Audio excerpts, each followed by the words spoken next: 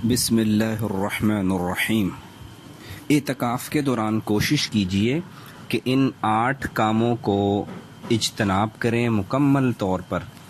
ایک تو mobile phone کا بے جا استعمال انتہائی غلط چیز ہے کہ ہمارے ہاتھوں میں اعتکاف سے باہر بھی اور اعتکاف کے اندر بھی ہر وقت موبائل فون ہاتھ میں رہے تو یہ بڑے افسوس کی بات ہے۔ کم سے کم یہ جو 10 دن ہیں ان 10 دنوں میں تو ہم مخلوق سے رابطہ توڑ کے اپنے خالق سے جوڑ لیں۔ اس کی پوری کوشش کریں کہ اعتکاف کے دوران موبائل فون کا انتہائی اشد ضرورت کے وقت استعمال ہو، جیسے گھر سے کپڑے منگوانے ہیں یا افطاری کا کہنا ہے یا منع کرنا ہے۔ اور دوسری بات، یہی وقت اپنی دعاؤں میں گزاریں، اپنے ملک کے لیے، اپنی قوم کے لیے، اپنی جان مال عزت آبرو کے لیے، اپنے فیوچر کے لیے، اپنی دنیا اور اپنی آخرت کے لیے۔ اور دوسری بات یہ سمجھنا کہ چپ رہنا بہت ضروری ہے اور انسان دین کی بات بھی نہ کرے، بالکل خاموش رہے، یہ مکروہ عمل ہے۔ دین کی بات کر سکتے ہیں، دین کی بات سن سکتے ہیں۔ تیسری بات، مسجد سے نکلنا۔ ایک تو ہوتا ہے مسجد کے گیٹ سے باہر نکلنا، ایک ہوتا ہے مسجد میں کچھ جگہیں ایسی ہوتی ہیں جو مسجد میں شامل نہیں ہوتی، جیسے مسجد کا جو ہوتا ہے نا وضو خانہ، اس لین میں جو رومز آ رہے ہوتے ہیں سائیڈ پہ، سائیڈ رومز، یہ عام طور پر مسجد کے اندر داخل ہی نہیں ہوتے، مسجد میں نہیں ہوتے۔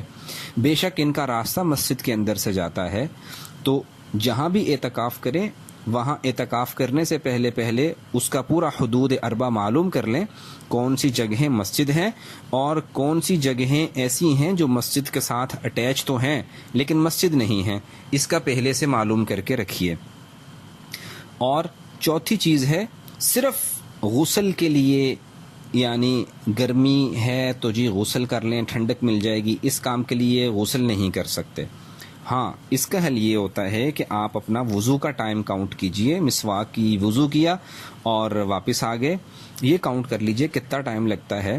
اسی طرح جب واش روم یوز کرنے کے لیے جائیں اور بعد میں چونکہ وضو تو کرنا ہی ہوتا ہے تو کوشش کریں اسی میں غسل کر کے آ جائیں تاکہ اتنا ہی ٹائم خرچ ہو اور آپ اسی کے اندر واپس آ جائیں، وہاں پہ بالکل 1 منٹ بھی ایکسٹرا نہ گزاریں، فوری واپس آ جائیں مسجد کے اندر۔ 5ویں بات جس سے اجتناب کرنا ہے وہ یہ ہے کہ مسجد میں غیر ضروری باتیں، گپ شپ کو مکمل اوائڈ کیا جائے۔ بہت غلط بات ہے، سب دوست مل کے بیٹھ جاتے ہیں، پھر آپس میں گپ شپ شروع ہو جاتی ہے۔ حدیث پاک میں آتا ہے، پہلا جملہ جو فرشتے بولتے ہیں وہ کہتے ہیں اے اللہ کے ولی چپ کر جائیں۔ دوسرا جملہ بولتے ہیں جب کوئی چپ نہیں کرتا تو کہتے ہیں کہ اے اللہ کے دشمن چپ کر جاؤ۔ پھر لوگ باتیں کرتے رہتے ہیں تو پھر حدیث پاک میں تیسرا جملہ آتا ہے کہ تجھ پر خدا کی لعنت ہو، چپ کر جاؤ۔ ہم نے یہ کام نہیں کرنا ہے، ہم نے اپنے آپ کو گپ شپ میں نہیں لگانا، اس کا ٹائم ہمیں ملتا رہتا ہے۔ اور چھٹی چیز یہ ہے کہ نمازیں اور تراویح ہرگز مس نہ کریں کہ لیٹے میں ہیں کھا کے اور تراویح پڑھ لیں گے، دیکھیں گے، سوچیں گے، نہیں، ایسا ہرگز نہیں کریں۔ کوئی بھی ایک نماز نہ چھوٹے، کوئی بھی تراویح بالکل نہ چھوٹیں۔ 7ویں بات، مسجد کے اندر خرید و فروخت نہ ہو۔ عام طور پر جب اکٹھے بیٹھتے ہیں تو تیرا موبائل کتنے کا ہے، میرا کتنے کا ہے، تم میرا لے لو، میں تمہارا لے لیتا ہوں، موبائل ایکسچینج کر لیتے ہیں، چلو اوپر جو ہو۔ یہ کیا ہے؟ یہ تجارت ہے اور یہ مسجد کے اندر بالکل بھی جائز نہیں ہے۔